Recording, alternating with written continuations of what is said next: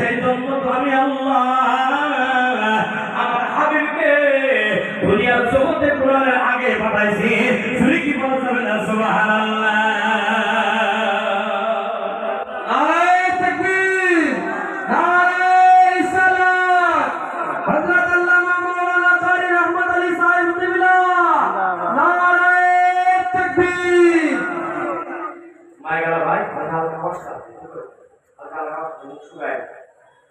ভাইয়া বন্ধুরা, বোঝা গেল কি কোরআনের আগে নবী কামলি বলা নবী। আমরা সেই নবী আজকে মাহফিলে দেখে না কত একটা আনন্দময় কথা।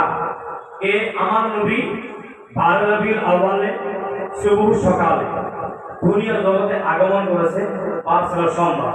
কিন্তু এইবার যেটা বার আয়সা পড়েছে একদম সোমবার। আসলে কি বলা যাবে না? সুবহানাল্লাহ। সোমবার আয়সা পড়েছে।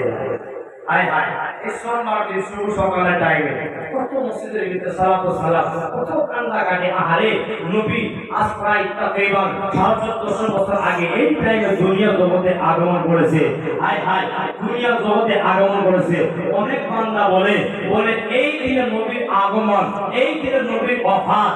আহা হা, আর এই কথাটা এরকম ধরনের বলে এই দিনে নবীর আগমন, এই দিনে নবী আসে, বা এই দিনে নবী দুনিয়া জগৎ থেকে চলে গিয়েছে। না না না না না, এটা ভুল ধারা, এটা ভুল ধারা। কেন না আমরা বলি, আমরা যেটা বলি সাহাবার নবী মরে মাটির সাথে মিশে গিয়েছে, আলহামদুলিল্লাহ সুন্নি মুসলমান।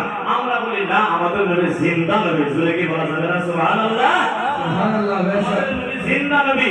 আর হাদিস শরীফের ভিতরে আল আম্বিয়া ওয়া আহিয়াউন ফি কুবুরিহিম ইউসাল্লুন, সমস্ত নবীগণ জিন্দা, তারা নিজের নিজের কবরের ভিতরে সালাত আদায় করে। জোরে কি বলা যাবে না? সুবহানাল্লাহ। আমাদের এটা কুশল করে, এই নবী তো নাই তোমাদের সামনে, তোমাদের সামনে তো নবী নাই, তোমাদের দাঁড়ায় আপনি সালামু আলাইকুম বলো। মানুষকে দেখার পরে তো সালাম দেওয়া যায়। আমি এই কথাও ভেঙে দিয়ে যাই, ভাই শোনো, মানুষকে সালাম দেওয়ার জন্য দেখা কিন্তু শর্ত নয়, মুসলমান হওয়া শর্ত। জোরে কি বলা যাবে না? সুবহানাল্লাহ। তারা বলে নবী পরে মানুষের সাথে মিশে গিয়েছে, নাউযুবিল্লাহ মিন যালিক। তারা এই কথা বলে, সেজন্য নবীকে দাঁড়ায় আমরা সালাত ও সালাম পেশ করি না, ইয়া নবী সালামু আলাইকা বলি না। এরকম ধরনের মন্তব্য যারা রাখে, আল্লাহ তাদেরকে হেদায়েত দান করুন। জোরে বলেন আমিন। আর জোরে বলেন আমিন। আই আমার বন্ধুরা, আমার নবী কেমন নবী, দুনিয়ার জগতে আগমন করার আগে অনেক মুজিজাগুলো ঘটে গিয়েছে, অনেক আসল ঘটনা ঘটে গিয়েছে। কেমন কথা? মিসরের রাসূলের নাম ছিল হযরত ইউসুফ।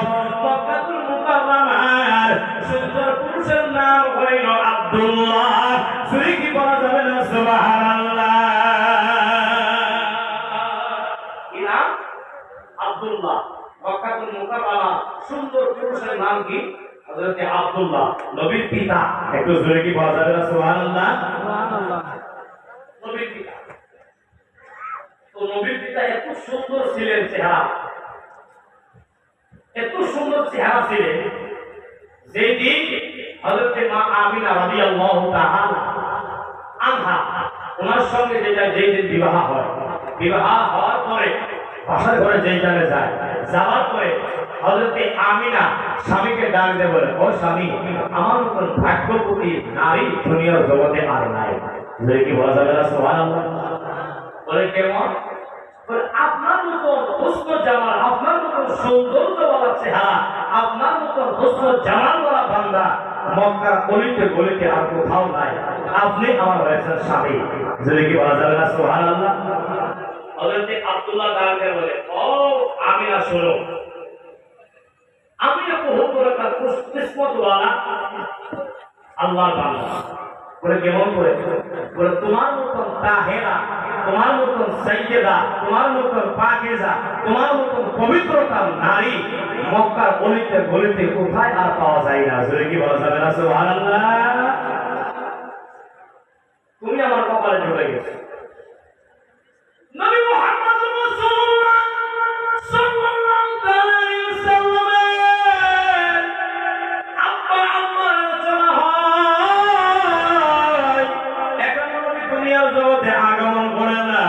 কিছুদিন চলে যায় 2 মাসের পরে হযরতে আব্দুল্লাহ ডাক দিয়া বলে আমিনা গো